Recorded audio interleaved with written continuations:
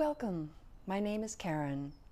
My name is also Swami Namratananda, but that can be a little difficult to get your tongue around, so by all means just call me Karen. I'm the author of the chapter that you've been reading, and there's some things that have been helpful to me in my life that I would really like to share with you, hoping that they will be helpful to you too. You know how sometimes when you have problems in life and people say, "Oh, don't worry, you'll bounce back, everything will be okay, you'll bounce back, it'll be all right." Well, I'd like to propose the idea of maybe bouncing forward instead of bouncing back. Why? Because when we bounce back, we end up back in the same situation with the same old, doing the same old things and ending up with the same old, same old. And it's not necessarily going to be the answer to our problems. We sometimes do things as children and as we grow up that work for us then, but are useless or not working for us now. In fact, there's a wonderful yogi story that I'd like to tell you.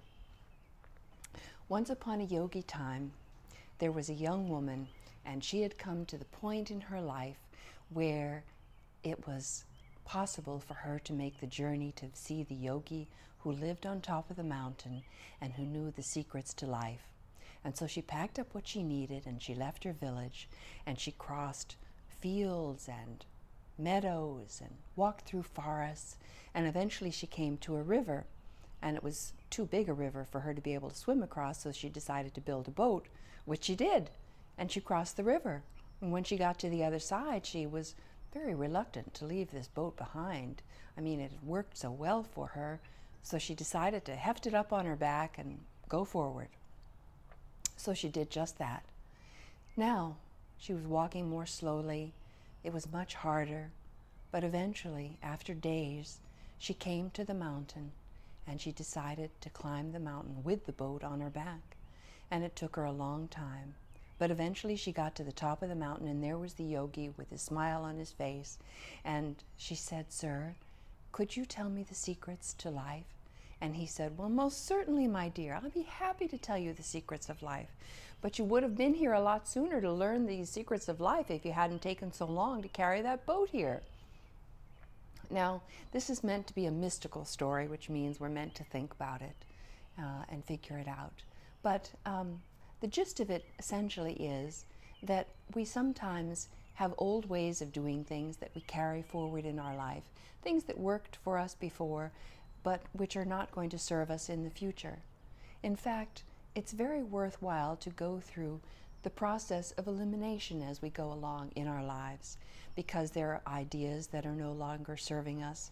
In fact, there are people who are no longer serving us, people who are in fact detrimental to us. They are negative, they're not supportive of our dreams, and maybe we need to spend a little less time with them and more time with new people, people who are going to be supportive of us. And then certainly there are things in our lives that fill our life with your closet, I'm sure, has all kinds of things in it that you don't need anymore, but we keep them in the closet because we think we're going to wear them or remember how much it costs, and we're afraid to eliminate them from our life. But you know, the magical thing is this: life abhors a vacuum. What does that mean? It means life doesn't like an empty space, so it rushes in and fills it. You know, when you do the process of going through your closet and making a space and giving things away, eventually, days usually, you end up bringing things and filling your closet up again. And in the same way, when you eliminate old ideas that are not serving you, new ideas come in.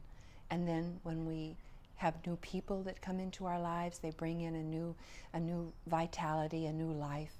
And so we need to go through this process of elimination to be able to think that new thought and to be able to create our dream.